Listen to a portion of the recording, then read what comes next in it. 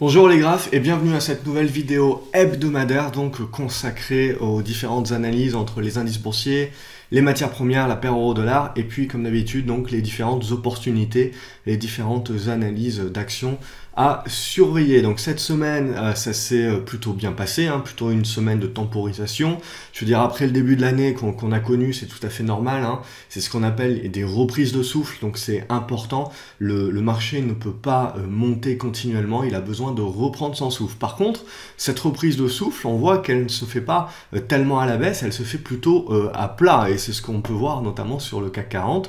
Donc on a plutôt une temporisation à plat, qui pour moi veut dire qu'on en a encore sous la pédale. Alors après, il y a toujours ce point négatif de voir les marchés américains aussi haut, et donc c'est ça qui fait un petit peu peur, parce qu'on se pose la question de se dire, les marchés américains de toute façon vont devoir corriger, ils sont sur une telle hausse exponentielle qu'il va y avoir une correction à un moment donné ou à un autre, une correction qui sera proportionnelle par rapport à la force de la hausse, et la grosse question c'est de se demander du coup comment va réagir le CAC 40.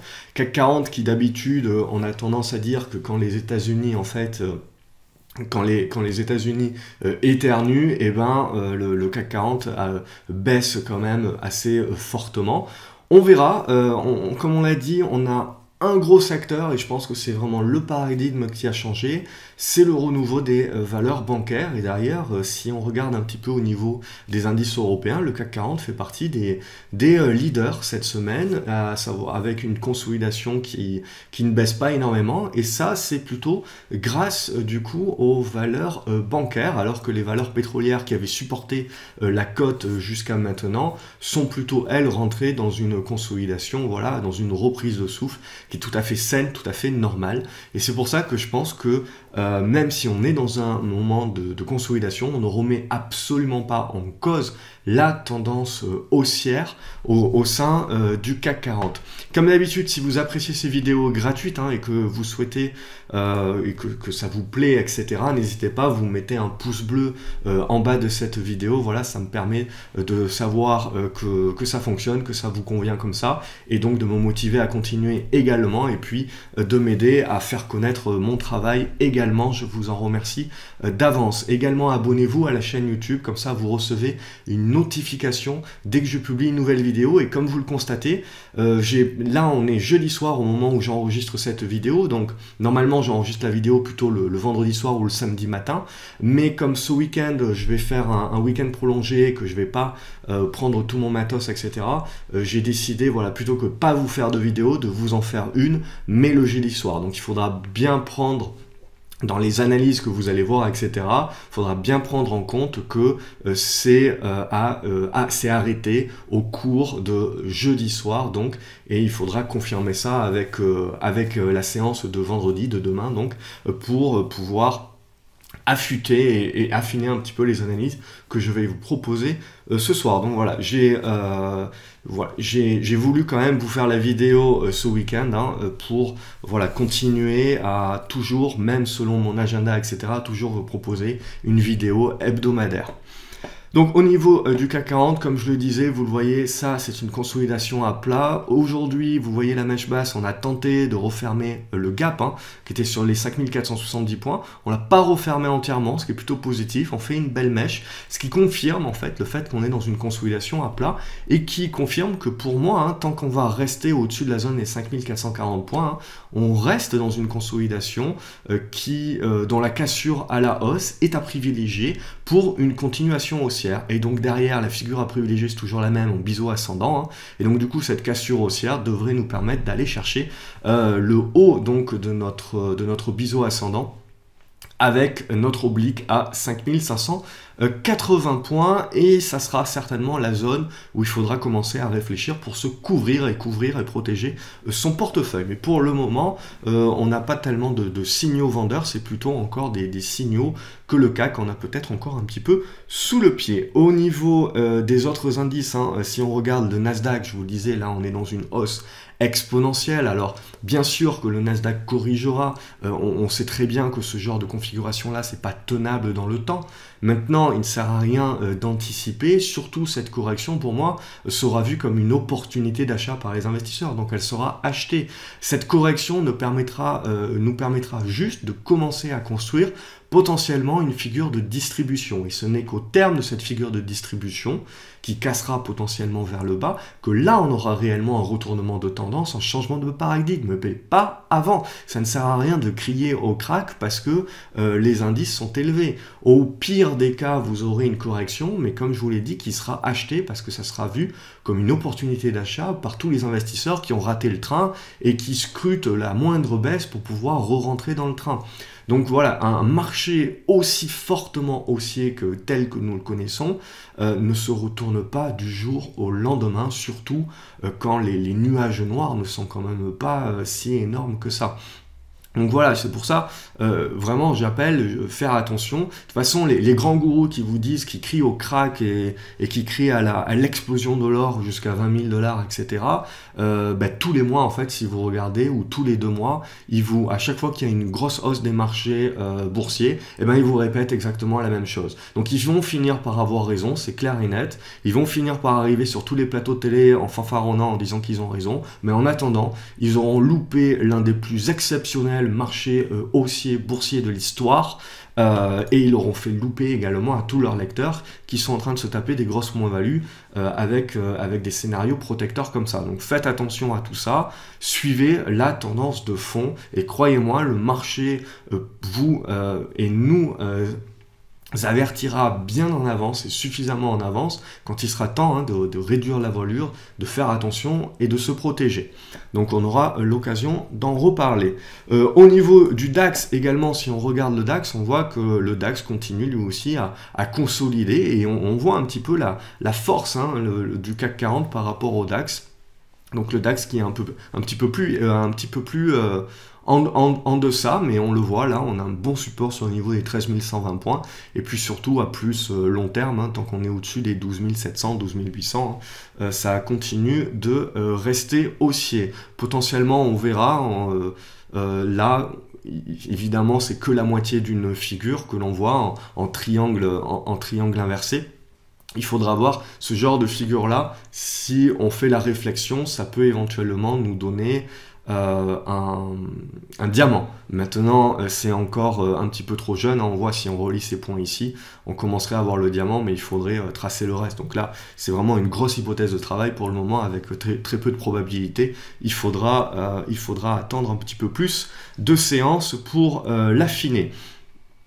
Donc là, et puis si c'était réellement un diamant qui se dessine, là ça sera une figure potentiellement de retournement si elle casse à la baisse justement.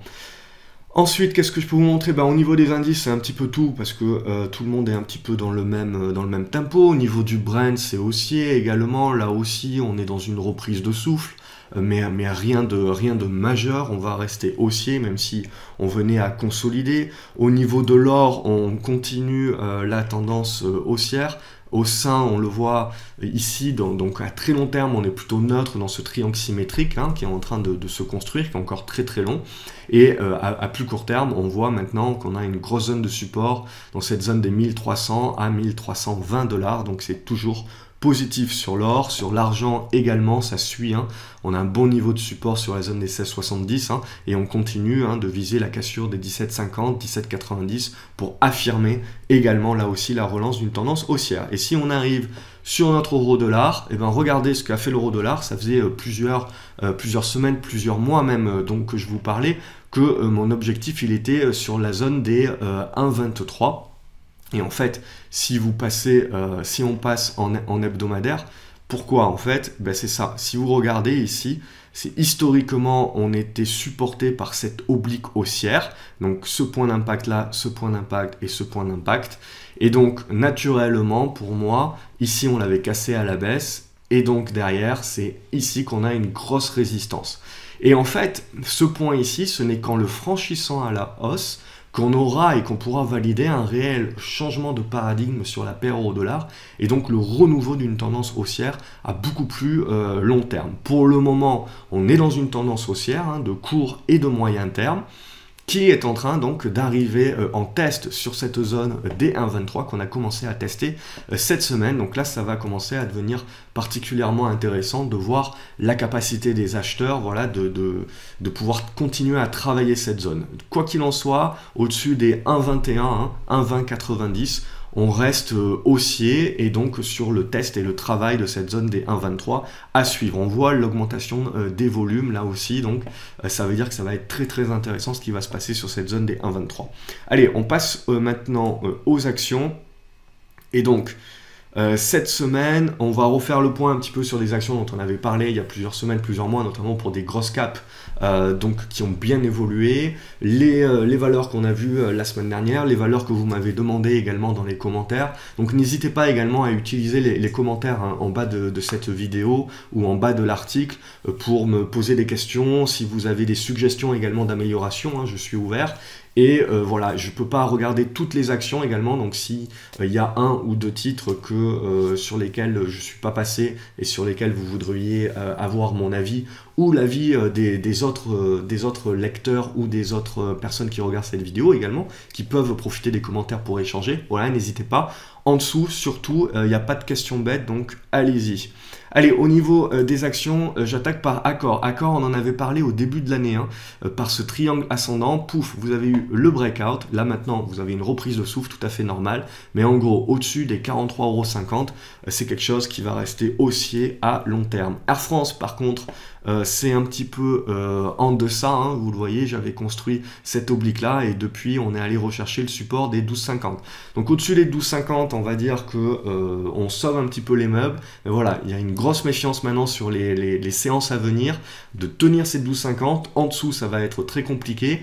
Et puis derrière, vous voyez, vous avez cette résistance ici maintenant des 13,50 qui est un petit peu problématique. Ensuite, au niveau des cas d'école, entre guillemets, regardez, vous avez AST Group, donc ça, je l'ai présenté notamment dans l'Académie des graphes, il y a déjà des graphes qui ont pu en profiter. Donc là, vous voyez, vous êtes dans une longue consolidation dans ce triangle descendant, pif, vous avez le breakout qui est effectué, tout ça dans du volume, voilà, et ça vous permet de faire 10-12% comme ça sur ce type de breakout en stratégie purement de moindre risque. ABC Arbitrage également, qui était en pur moindre risque, que j'avais pu proposer dans cette vidéo, dans cette zone des 6 €, continue de monter en escalier, toujours aucune problématique au-dessus des 6,30 €, c'est toujours costaud. Axis également, alors ça c'est coté sur Amsterdam, vérifiez avant de prendre ce type de titre, vérifiez que votre courtier ne vous surfacture pas non plus l'achat de titres sur Amsterdam. Donc là pareil, vous avez une longue consolidation. C'est une penny stock, donc attention par rapport à ça, mais vous avez quand même suffisamment de liquidité, donc c'est pas trop mal. Et là, vous aviez eu une première tentative de sortie par le haut qui avait été avortée, et là, on est en train d'attaquer potentiellement la deuxième tentative. La première tentative avortée avait eu pas mal de volume, à voir, là, on a une augmentation de volume à nouveau, donc pourquoi pas à suivre pour un deuxième effet qui se coule. Adosia, je vous en avais parlé, j'ai personnellement pris mes profits sur le titre en attendant une conso pour pouvoir me replacer, puisque ce qui me plairait bien là, c'est qu'on tienne cette zone ici des 16 €, 15,80 € en tant que support, et là ça pourrait être pas mal, voilà, pour une perspective un peu plus moyen terme et pour prendre une position un peu plus moyen terme sur le titre. Ça reste une biotech, ça reste dangereux. Donc taille de position à adapter. Adthink Media également, on n'en parlait pas beaucoup ces derniers temps parce que vous étiez dans une très très longue, en fait depuis 2017, dans une longue figure de congestion. On a à nouveau des volumes qui sont en train d'arriver ici. On est en train de casser des résistances. Alors le chemin est encore long, mais potentiellement on est en train de construire la future attaque de cette résistance. Et pourquoi pas, si on la casse, la relance haussière de Hadfin Media. En tout cas, le titre pour du moindre risque reste très intéressant. Air Liquide également, vous aviez cassé cette résistance horizontale qui avait resservi sous forme de pullback de support. Et donc là, vous êtes dans une continuation de la tendance haussière. Hein. Donc vous avez un premier niveau support au-dessus des 106,80 et surtout le gros niveau support au-dessus duquel on reste haussier à long terme, au-dessus des 103 €. Alstom également, moindre risque qui a continué sa poussée avec de bons volumes cette semaine et donc la cassure, vous le voyez ici, des 35,30 € qui avait servi de support derrière en pullback et de relance haussière. Donc là aussi, tous les voyants sont au vert sur Alstom. Antalis qui évolue dans un biseau ascendant. Donc là, l'idée, en fait, c'est, si vous voulez vraiment appliquer du moindre risque, c'est d'acheter sur la cassure haussière. Méfiance, si ça casse par le bas, évidemment, le scénario sera à remettre à plus tard. Mais voilà, c'est à observer la sortie à la hausse ou à la baisse de cette figure pour donner le signal en conséquence. Aperam également, vous avez eu un bon rebond sur cette oblique haussière au-dessus de laquelle on reste plutôt positif à moyen long terme. Donc à plus court terme, la zone des 43 € est une bonne zone de support. Et ce que l'on va observer, c'est le débordement de cette zone des 46 € pour relancer du coup la tendance haussière à beaucoup plus moyen long terme.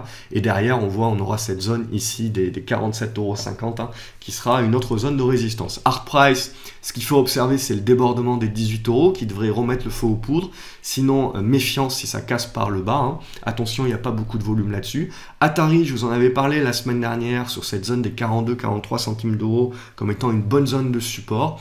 Il y a eu à nouveau un engouement aujourd'hui, donc avec des forts volumes et du coup une relance haussière. Donc bravo si vous aviez suivi la vidéo de la semaine dernière. Aviation Latécoère, voilà, on a la consolidation qui est en train de se mettre en place sur la zone des 5,50 €. Donc voilà, cette zone-là va être très importante à conserver entre les 5,50 € et les 5,40 €. Voilà, ça va être une grosse zone de support à conserver, au-dessus de laquelle on continue évidemment à avoir une démarche haussière et une volonté haussière sur Aviation Latécoère. Si on passe en dessous, là, faudra commencer à être un petit peu plus réservé. Biofitis, vous avez un bon support qui tient sur les 3,90 €. Il va falloir réagir la semaine prochaine.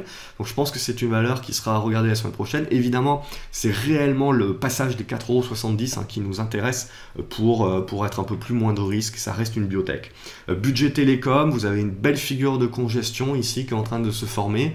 Donc évidemment, c'est la cassure à la hausse des 6,10 € qui devrait lâcher les chevaux. On attend une hausse des volumes également. Bureau Veritas, une pure moins de risque également que je vous avais présenté quand elle était encore sous cette oblique baissière ici, donc a été cassée à la hausse. Vous avez eu un beau gap haussier, donc au-dessus de ce gap, naturellement, on va rester acheteur et haussier sur du long terme également.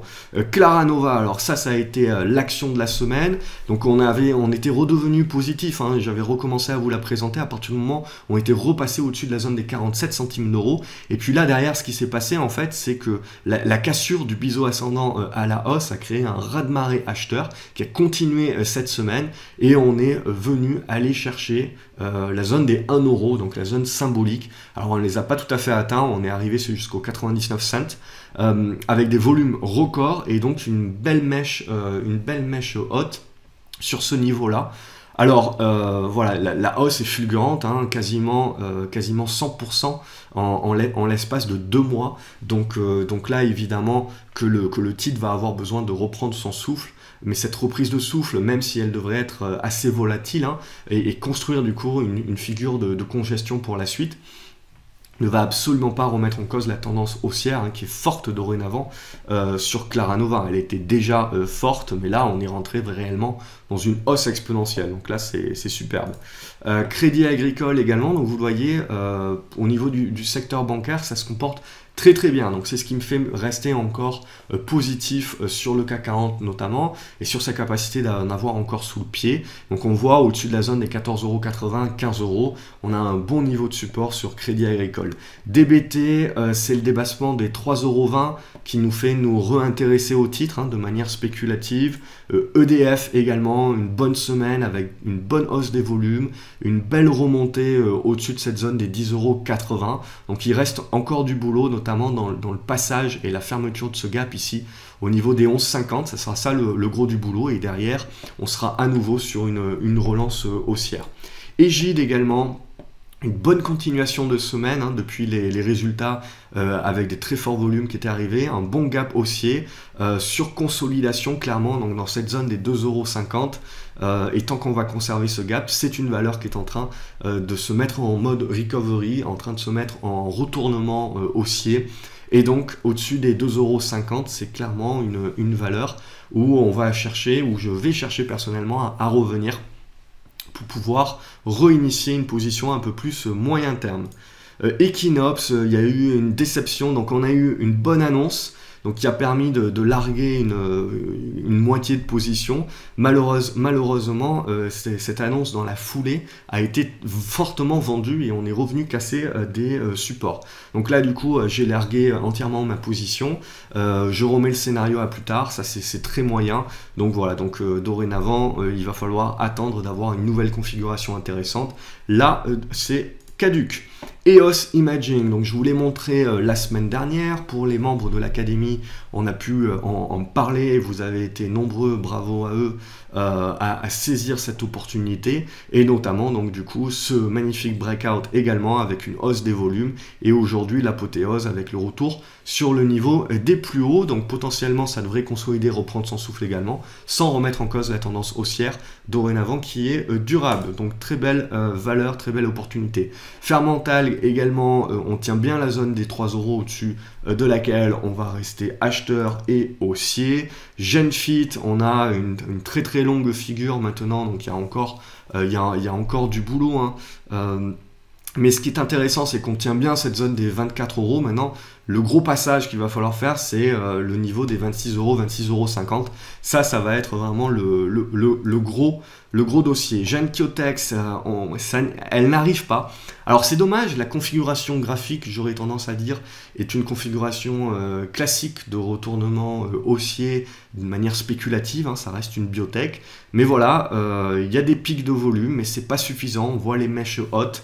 Le titre n'arrive pas pour l'instant à lâcher les chevaux. Alors peut-être il faudrait une news, mais ça commence à faire long. Le problème, lorsque vous avez des valeurs comme ça qui sont dans des configurations idéales pour lancer une spéculation haussière et qu'elles ne la lancent pas, c'est qu'au fur et à mesure, les investisseurs vont devenir impatients et vont préférer du coup larguer la valeur plutôt que de continuer à attendre. Donc c'est ce qui risque de se passer du coup. Et si on passe sous les 1,68 €, voilà, ça sera à nouveau dommage et à nouveau remis à plus tard. Génomique Vision, on est en train de revenir vers une zone de support des 3 €, 3,05 €, donc à observer si elle tient. Heiko, je vous avais dit qu'elle continuait à lancer son rebond, donc elle a continué et aujourd'hui elle commence à travailler la zone résistance avec une petite hausse des volumes, donc c'est plutôt positif.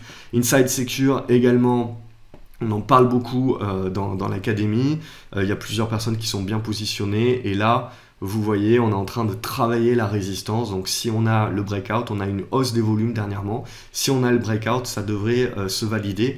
On n'est pas les seuls à le voir, donc ça devrait pouvoir confirmer quelque chose d'assez intéressant. Lucibel, je vous avais dit, rebond technique. On arrive, je pense, sur la zone de résistance au niveau des 3,40 €, 3,30 €. Ce qui sera intéressant, voilà, c'est quand le titre va consolider, d'initier une position un peu plus moyen terme. On aura l'occasion d'en reparler. Metabolic Explorer également, une bonne consolidation en cours. Tant qu'on tient cette zone des 2,30 €, là aussi c'est plutôt positif. Maintenant, il va falloir confirmer assez rapidement. C'est un petit peu le même tempo que Genkyotex. Il va falloir confirmer assez rapidement pour mettre en place la spécu. Sinon, ça remet le scénario un petit peu à plus tard. Et derrière, on peut commencer à le voir plutôt comme ça. Donc avec une oblique résistance un petit peu moins obtuse. MGI Coutier, là aussi ce qui va intéresser, c'est la sortie par le haut. Alors regardez, il y a des grosses applications, des gros échanges hors marché qui ont eu lieu cette semaine. Donc là c'est le débordement des 35 € qui va nous intéresser. NetBooster également, une candidate à un breakout. Alors, on est en train de continuer à travailler le breakout. Le problème, c'est qu'on le travaille avec très peu de volume. Donc là, il va falloir rapidement que les volumes reviennent et qu'on valide ça pour éviter la fausse cassure, tout simplement. Mais toujours aussi intéressante. Nicox, là aussi, c'est un bon dossier comme Poxel. Je pense que c'est des bons dossiers biotech. Malheureusement, il rame un peu. Alors, je pense qu'il faut être un petit peu patient. Mais là, voilà, on est en train de travailler le dur. Au-dessus des 10 euros, 10,20 €, il y a de quoi rester positif, mais voilà, il va y avoir du boulot pour dépasser les 10,70 €, c'est vraiment lâcher les chevaux. Nirstar, on est en train de revenir sur une zone de support, à voir si elle arrive à tenir, la zone des 6,50 €. C'est une valeur que je pense qui est en train de devenir intéressante à moyen terme. Option, alors ça va été proposé par Richard sur la page Facebook de GraphCO. Donc merci à lui du partage et puis surtout, donc c'était une sacrée opportunité spéculative, donc bravo à lui, puisque vous le voyez, aujourd'hui l'action est complètement partie après une bonne conjection.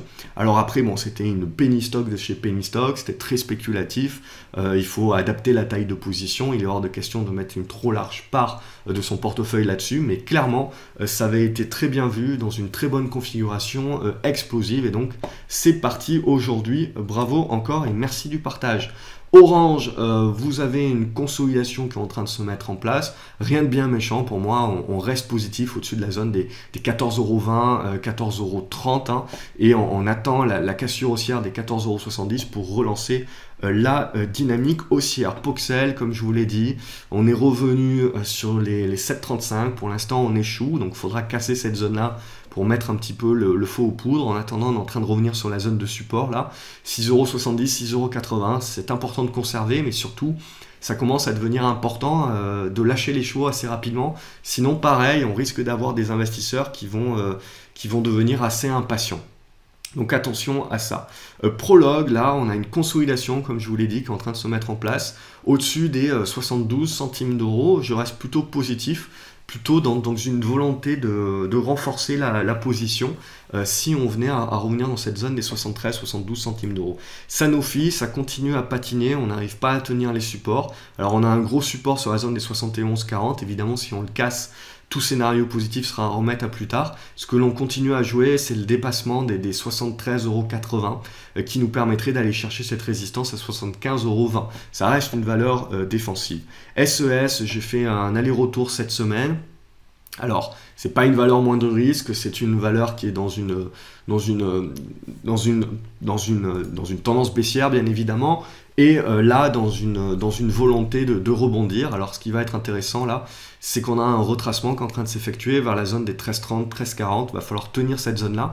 Et éventuellement, si on arrive à tenir cette zone-là, pourquoi pas y revenir pour à nouveau jouer un rebond technique un petit peu plus fort vers la zone notamment des 14,40 € à 14,90 €.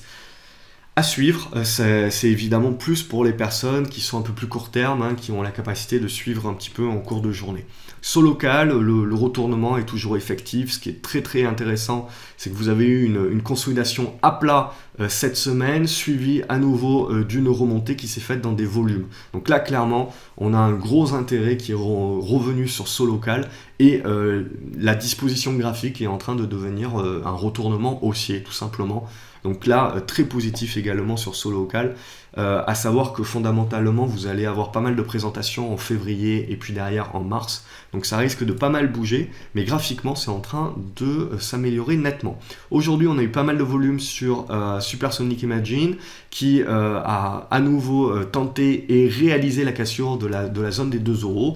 Donc il va falloir confirmer ça ces prochains jours. Et derrière, pour s'attaquer à cette zone des 2,20 € à 2,30 €, voilà, c'est la prochaine étape. Technicolor, on a pu voir que notre oblique baissière, hop, je vais en supprimer une des deux du coup, hop, notre oblique baissière est super pertinente puisqu'on est allé la chercher cette semaine et qu'on a reflué directement dessus. Donc là, on va laisser le titre refluer doucement, aller chercher les niveaux de support. Et derrière, voilà, on le sait, hein, pour des investisseurs de moyen long terme, du coup, que cette zone-là, entre les 3,20 et 3,28 est en train de devenir une grosse zone de résistance qui, en cas de cassure haussière, déclenchera, sera pivot et du coup, refera naître un petit peu de ces cendres Technicolor comme étant un dossier intéressant pour cette année 2018.